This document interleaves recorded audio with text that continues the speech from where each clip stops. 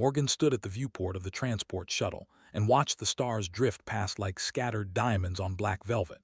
She was 22 years old, and she was about to become the first human to attend the most prestigious academy in the known galaxy. Her heart was beating a little faster than normal, but her face showed nothing.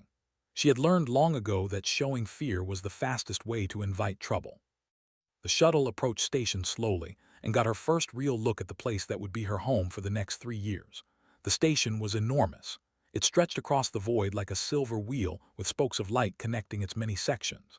Thousands of ships moved around it like insects around a hive. Had grown up on a cattle ranch in Montana where the nearest neighbor lived 15 miles away. She had never seen so much activity in one place. A soft chime sounded, and a mechanical voice announced that docking would commence in 10 minutes. Picked up her single bag of belongings and made her way to the exit hatch. She did not have much with her. A few changes of clothes, some books loaded on a digital reader, a small photograph of her family standing in front of their farmhouse. She had left everything else behind on Earth. The docking process took longer than expected, waited patiently while the shuttle matched rotation with the station and extended its connecting tube. She had plenty of practice with waiting. Growing up on a ranch meant long hours of repetitive work, mending fences, feeding animals, watching the sky for storms. She had learned that impatience served no useful purpose.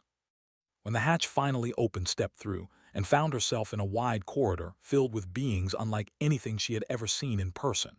She had studied the coalition species during her months of preparation, but seeing them face to face was something else entirely.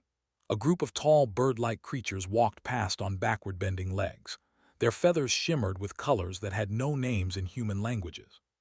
Behind them came a massive creature that looked like a cross between a bear and a spider with 6 thick legs and a body covered in coarse brown fur. It moved slowly and carefully as if afraid of breaking something. Stood still and observed. She did not stare because staring was considered rude in most cultures. She simply took in her surroundings with the quiet attention of someone who understood that knowledge was survival. And being approached her. It stood nearly 7 feet tall with a hard shell covering its body and compound eyes that reflected the corridor lights like fractured mirrors. Its mandibles clicked together as it spoke, and the translation device in its ear converted the sounds into English. "Welcome to station. I am instructor. You are the human exchange student Morgan." Nodded. "Most people call me." Made a notation on a device strapped to one of its 4 arms. "Follow me. I will show you to your quarters and explain the basic rules of the station." They walked together through corridors that curved gently upward in both directions. The station generated artificial gravity through rotation and could feel a slight difference in her weight depending on which section they passed through. It was disorienting at first, but she adjusted quickly. Her body had survived worse. "Your species is new to the coalition," said as they walked. "First contact occurred only 8 of your Earth years ago.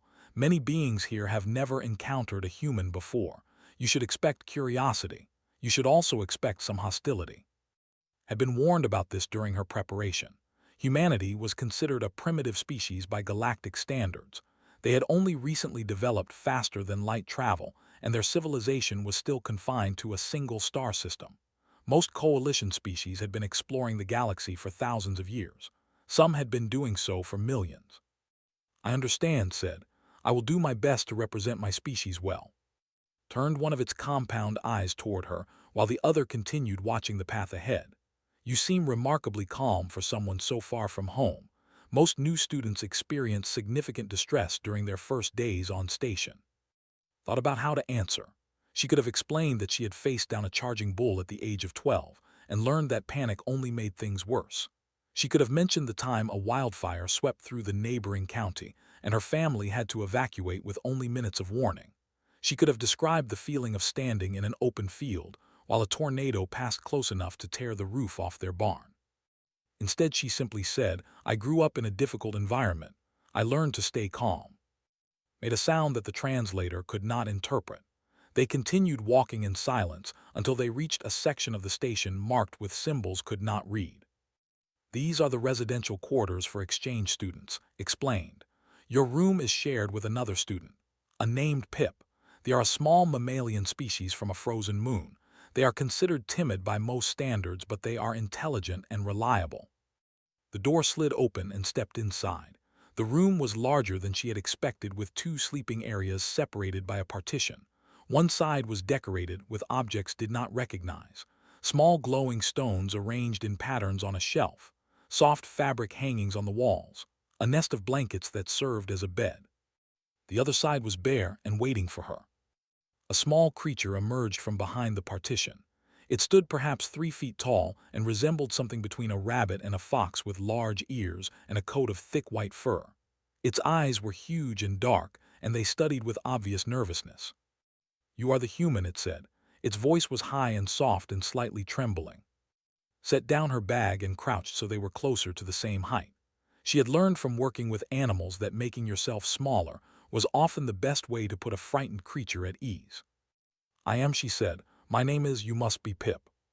Pip nodded rapidly. "I have read about your species. You come from a very dangerous world." Smiled slightly. "It has its challenges." Pip took a small step closer. Its whiskers twitched as if tasting the air. "Is it true that your planet has creatures that eat other creatures, and weather that can destroy buildings, and diseases that kill millions of beings?" Thought about all the ways Earth had tried to kill her over the years. The blizzard that trapped her family for 2 weeks when she was 7. The snake that bit her brother and nearly cost him his leg. The bacteria in the water supply that made half the county sick one summer. "Yes," she said simply, "all of that is true." Pip shivered. "How do you survive?" Straightened up and looked around her new home. Through the viewport she could see the endless black of space dotted with distant stars. Somewhere out there in that vastness was a small blue planet where everything was trying to kill everything else, and somehow life persisted anyway. "We adapt," she said. "We endure, and we never stop fighting." Pip stared at her with those huge dark eyes and could see something shifting behind them. Fear was still there, but it was joined now by something else. Something that might have been the beginning of respect. "I think I am glad you are my roommate," Pip said quietly. Smiled. "I think we will get along just fine." Spent her first week learning the layout of station and the unwritten rules that governed life within its walls. The official rules were simple enough. Attend lectures, complete assignments, respect other species and their customs. But the unofficial rules were far more complicated and far more important. She noticed it first in the dining hall. The space was enormous, with hundreds of tables arranged in clusters throughout the room. Different species required different atmospheres and different foods, so the hall was divided into sections with invisible barriers separating the various environmental zones. 8 in the oxygen-rich section, along with a dozen other species who breathed similar air.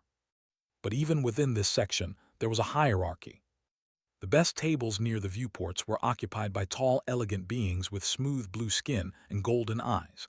They wore flowing robes of expensive fabric, and they spoke in voices that carried easily across the room. Other species gave them space and deference. When one of them walked past, the crowds parted like water around a stone. Pip explained it during their second evening together. "Those are Pip said in a whisper. "There is called Prime. It is what the Coalition classifies as a paradise world. Perfect temperatures all year, no predators, no natural disasters, abundant food and water. They have never known struggle or hardship, so they believe this makes them superior to everyone else." Watched the laughing at their exclusive tables.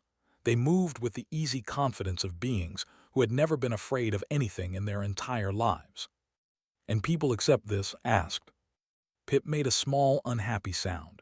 "The Coalition ranks species by their classification. Paradise worlds are at the top, are at the bottom. They have been part of the Coalition for 50,000 years. They have wealth and connections and influence. No one challenges them." Thought about this as she ate her meal. The food was strange but not unpleasant. Some kind of protein mixed with vegetables she did not recognize. Her body had learned long ago to accept whatever fuel was available. "Where does Earth rank in this system?" she asked. Pip looked at her with those huge dark eyes. "Earth is classified as a Category 7. That is nearly the most dangerous classification possible. Only Category 8 and 9 worlds are considered worse. Most species believe that intelligent life cannot evolve on such worlds. Your existence is considered something of a miracle. Or a mistake," said quietly, "depending on who you ask." Pip did not disagree. Over the following days, encountered the hierarchy everywhere she went. In lectures, the professors called on Paradise World students first and most often. In study groups, the species were ignored or excluded. In the corridors, beings from gentle worlds walked in the center, while beings from harsh worlds pressed against the walls. Refused to press against the walls. She walked where she pleased at whatever pace she chose. She did not make a show of it. She did not challenge anyone directly. She simply moved through the station as if the hierarchy did not exist, as if she had every right to be there. This attracted attention. The first time saw she was sitting alone in the library studying coalition history. He approached her table with 3 others flanking him like guards. He was tall even by standards, with skin the color of a summer sky and eyes like molten gold. He moved with the lazy grace of someone who had never encountered resistance in his entire life. "You are the human," he said. It was not a question. Looked up from her reading. She did not stand or show any sign of being impressed by his presence. "I am," she said. Smiled, but there was no warmth in it. "I have heard interesting things about your species.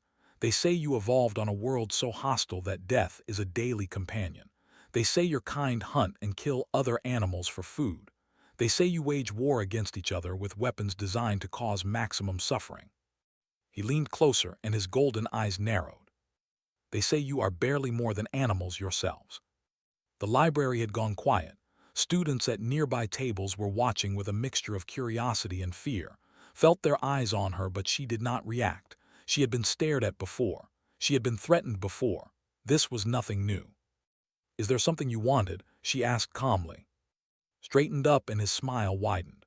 "I wanted to see the savage for myself, to understand why the coalition would allow such a primitive creature into this institution." He made a show of looking her up and down. "I must admit I am disappointed. You are smaller than I expected, weaker looking. Perhaps the stories about your kind are exaggerated." Closed her book and met his gaze directly. "Perhaps they are." Something flickered in those golden eyes. Surprise maybe, or annoyance. "We're not accustomed to being dismissed." "You should be careful," little human said. His voice was still pleasant, but there was an edge to it now. "This station operates on certain rules. Beings who forget their place tend to have unfortunate accidents." Nodded slowly as if considering his words. "Thank you for the warning." She opened her book again and resumed reading. For a long moment stood there waiting for something more. A reaction, a show of fear, some acknowledgement of his dominance. When none came, he made a sharp sound of disgust and turned away. His followers trailed after him, casting nervous glances back at as they left. Pip appeared at her side moments later, trembling with anxiety. "Do you know who that was?" Pip demanded. "That was, his family controls half the trade routes in this sector. His father sits on the Coalition High Council. He has destroyed the careers of students who merely looked at him wrong, and you just dismissed him like he was nothing." Turned a page in her book. "He is nothing." Pip stared at her with something between horror and admiration. "You really are not afraid of him?" Thought about fear. She thought about all the times she had been afraid in her life and all the ways she had learned to manage it. Fear was useful. It kept you sharp. It kept you alive. But fear shown was fear weaponized against you. She had learned that lesson before she was old enough to understand the words. "I grew up surrounded by things that wanted to kill me," she said quietly. "Bears, wolves, snakes, storms, disease. I learned very young that showing fear only encourages predators." She looked at Pip, and her expression softened slightly. "Thinks he is dangerous because no one has ever challenged him. But he has never faced anything that could actually hurt him. He has never fought for survival. He has never known real fear." Her eyes drifted to the library entrance where it had disappeared. "That makes him predictable," she said. "And predictable is not dangerous. Predictable is just annoying." Pip shook their head slowly. "You are very strange for a being from a..." Smiled. "Wait until you meet more of us." Did not forget the insult in the library. Over the following weeks, his harassment grew steadily worse. It started with small things. Comments made just loud enough for her to hear as she passed in the corridors. Laughter from his followers whenever she entered a room. Whispered rumors that spread through the station like poison in water. The human eats dead flesh. The human comes from a world of violence and death. The human is dangerous and should not be trusted. Ignored all of it. Then the harassment became more direct. She arrived at her quarters one evening to find the door forced open and her belongings scattered across the floor. Her clothes were torn. Her digital reader was smashed. The photograph of her family had been ripped into tiny pieces. Pip stood in the corner, shaking with fear. They came while you were in class, Pip whispered. 4. They said this was a warning. They said worse would come if you did not leave the station. Knelt and began gathering the pieces of the photograph. Her hands were steady. Her breathing was even. Inside her chest, something cold and hard was forming, but she did not let it show on her face. Did they hurt you? She asked quietly. Pip shook their head. They ignored me. They said I was too small to bother with. Nodded and continued collecting the torn fragments of her family's image. She could probably reconstruct it digitally if she worked carefully enough. The original was gone forever, but the memory of what it represented could be preserved. She reported the incident to station security the next day. The officer who took her statement was one of the massive six-legged beings she had seen on her first day. It listened to her account with an expression that might have been sympathy or might have been indigestion. With alien species, it was hard to tell. I understand your frustration, the officer said when she finished. But without evidence linking specific individuals to the vandalism, there is nothing we can do. The security recordings for your corridor experienced a malfunction during the time in question. How convenient, said. The officer shifted uncomfortably. These things happen. I recommend you secure your quarters more carefully in the future. Left the security office knowing that no help would come from that direction. Family had connections. Family had influence. The rules that governed ordinary beings did not apply to him. She would have to handle this herself. The harassment continued. Her food rations were contaminated with something that made her violently ill for 2 days. Her academic assignments disappeared from the system and had to be resubmitted past deadline. Anonymous messages appeared on her personal terminal filled with threats and slurs. Through it all, remained calm. She attended her lectures. She completed her work. She ate in the dining hall at whatever table she chose. She walked through the corridors without pressing against the walls. She looked in the eye whenever they crossed paths, and she never once showed fear. This drove him mad. He confronted her again outside the environmental simulation chamber, where students practiced survival skills in various alien terrains. His followers surrounded her, blocking any escape. His golden eyes burned with frustrated rage. Why will you not break? He demanded. Every other student I have targeted has fled within a month. They beg for transfers. They withdraw from the program. They learn their place, but you just keep going as if nothing has happened. Looked at him steadily, because nothing has happened. His face twisted with anger. I destroyed your belongings. I made you sick. I turned half the station against you. How can you say nothing has happened? Shrugged. I grew up on a. My belongings have been destroyed by floods and fires and storms more times than I can count. I have been sick from parasites and bacteria and viruses that your medical systems cannot even identify. Half the planet has been against humanity since before I was born. She took a step closer to him. The around her tensed, but she ignored them. You think you are the worst thing I have faced? She asked. You are an inconvenience, a pest. Back home we have insects that cause more trouble than you. Trembled with rage. His hands clenched into fists at his sides. For a moment thought he might actually strike her right there in the corridor. You will regret those words, he said through gritted teeth. I will make you suffer in ways you cannot imagine. Nodded calmly. You can try. She walked past him without looking back. The parted to let her through. They did not try to stop her. Perhaps they were surprised by her boldness. Perhaps they were waiting for orders that never came. Perhaps they sensed something in her that made them hesitate. Pip was waiting for her in their quarters, packing back and forth with nervous energy. I heard what happened, Pip said. Everyone is talking about it. They say you challenged directly. They say you called him an insect. Sat down on her bed and began removing her boots. Close enough. Pip stopped packing and stared at her. Are you trying to get yourself killed?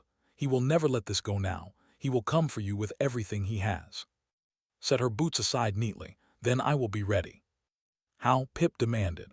How can you possibly be ready for someone with his resources? His family could have you expelled. They could have you deported back to Earth. They could make your entire species suffer for this. Looked up at her small friend. Pip was trembling, not with cold this time, but with genuine fear. Fear of what was coming.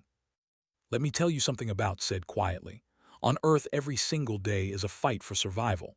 From the moment we are born until the moment we die, we are surrounded by things that can kill us. Predators, diseases, weather, natural disasters, our own kind sometimes. She leaned forward. This environment does not make us weak.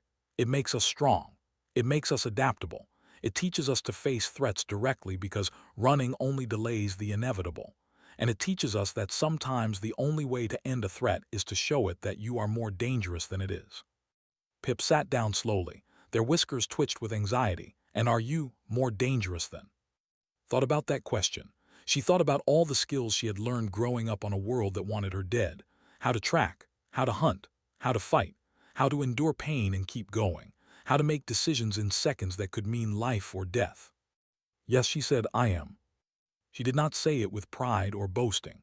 She said it as a simple statement of fact, the same way she might say that water was wet or that fire was hot. Pip believed her. What will you do? Pip asked. Lay back on her bed and stared at the ceiling. Nothing. Yet, on Earth we have a saying, never start a fight, but always finish one. She closed her eyes. He started this, she said. When the time comes, I will end it. The practical exercise was scheduled for the third month of the academic term. All first-year students were required to participate. The exercise would test their ability to navigate hostile terrain and work together as a team under pressure. It was considered one of the most important evaluations of the year. It was assigned to a team with Pip and two named N. There were translucent beings who breathed methane and communicated through bioluminescent patterns on their skin. They wore environmental suits that maintained their atmosphere and translated their light signals into spoken language. They were gentle and intelligent, and they had been kind to since her arrival. Had arranged to lead the opposing team. All 5 of his teammates were. All 5 were loyal to him without question. The exercise took place in the environmental simulation chamber, a massive space that could recreate conditions from almost any world in the known galaxy. For this particular test, the chamber was configured as a jungle environment with dense vegetation and aggressive simulated predators. Teams would enter from opposite sides and race to reach a central extraction point. The winners would receive high marks. The losers would have to repeat the exercise. Reviewed the terrain data on her tablet before entering the chamber. Something about the parameters seemed wrong. The temperature readings were higher than they should be. The predator density was above standard levels. The extraction point coordinates kept shifting slightly each time she refreshed the display. She mentioned her concerns to the exercise supervisor, a bored-looking who barely glanced at her report. The parameters are within acceptable limits, the supervisor said dismissively. The simulation adjusts dynamically to challenge participants. This is by design. Did not argue. There was no point, but she memorized the layout of the chamber and noted every exit point she could find. The exercise began at midday station time, led her team into the jungle simulation, and immediately felt the oppressive heat pressing down on them. The air was thick with moisture and strange smells. Simulated insects buzzed around their heads. Somewhere in the distance, something roared. Pip stayed close to, their white fur already damp with sweat. They were adapted for cold environments, and the heat was causing them visible distress, and moved awkwardly in their environmental suits, their translucent bodies flickering with anxious patterns. We need to move quickly, said. Stay together and watch your surroundings. They had been moving for perhaps 20 minutes when things started going wrong. The temperature climbed sharply. The simulated predators became more aggressive, pursuing them with unnatural persistence. The extraction point on their displays moved further away each time they checked. Collapsed first. The heat had overwhelmed their suit's cooling system, and their methane atmosphere had become dangerously thin. Knelt beside their teammate, their lights flashing with distress. We need to get them out, said. The emergency protocols should have activated by now. Something is wrong with the simulation. Checked her communicator. The signal was being jammed. They could not contact the supervisors. They could not call for help. This is not a malfunction, she said quietly. This is sabotage. Pip made a small frightened sound. Nodded. She looked around the jungle searching for options. They were deep in the simulation now, far from any exit. The heat was becoming unbearable even for her. Pip was panting heavily, was barely conscious, was struggling to keep their teammate alive. There, said, pointing to a rocky outcropping that rose above the jungle floor. We can defend that position. It will give us elevation and cover. She helped carry to the rocks while Pip scrambled up ahead of them. They arranged themselves on the highest point with good sight lines in all directions. It was the best defensive position available. They did not have to wait long. Emerged from the jungle with his team arrayed behind him. He was smiling. In his hand he held something that made blood run cold. An energy blade, not a simulation. A real weapon with a glowing blue edge that hummed with deadly power. "Nowhere to run," said. His golden eyes gleamed with triumph. "Let us see how your primitive survival instincts handle a real threat." Pip pressed against leg, trembling violently, clutched protectively, the spread out in a semicircle blocking any escape. "This is murder," said. Her voice was calm and steady. "This is natural selection," replied. "The strong eliminate the weak. Your species should understand that better than anyone." He raised the energy blade and advanced toward her. What happened next would be analyzed many times in the official inquiry that followed. Security footage captured every moment in perfect detail, moved with the speed and grace of a trained warrior. He was faster than any being from a paradise world had a right to be. The blade swept toward in a lethal arc that should have split her from shoulder to hip. Did not try to dodge. She did not try to block. She moved into the attack. Her hand caught his wrist before the blade could complete its swing. Her fingers closed around the joint with crushing force. She heard something crack beneath her grip. In the same instant, her other hand drove upward, palm striking his throat with precise, devastating impact. The blow crushed his windpipe. Dropped the energy blade. He stumbled backward, his hands clawing at his ruined throat. His golden eyes were wide with shock and terror and disbelief. He tried to breathe but could not. He tried to speak but could not. He collapsed to his knees and then fell onto his side, gasping like a fish pulled from water. The others stood frozen. They had never seen anything like this. They had never imagined anything like this. Their world had no violence. Their history had no conflict. They had no framework for understanding what had just happened. Stood over and looked down at him without pity. "Where I come from, we have a name for what you tried to do," she said. "We call it picking a fight. And on Earth we learn very early that you should never start a fight you cannot finish." His eyes glazed over. His body twitched once and then went still. The jungle simulation flickered and died, revealing the bare walls of the chamber. Emergency lights activated. Alarms began to sound. Within minutes, security personnel flooded the space, surrounding and her team with weapons drawn. She raised her hand slowly and did not resist as they took her into custody. Pip was the last thing she saw before they led her away. The small stood among the chaos, their huge dark eyes fixed on with an expression she could not quite read. It might have been fear. It might have been awe. It might have been something in between.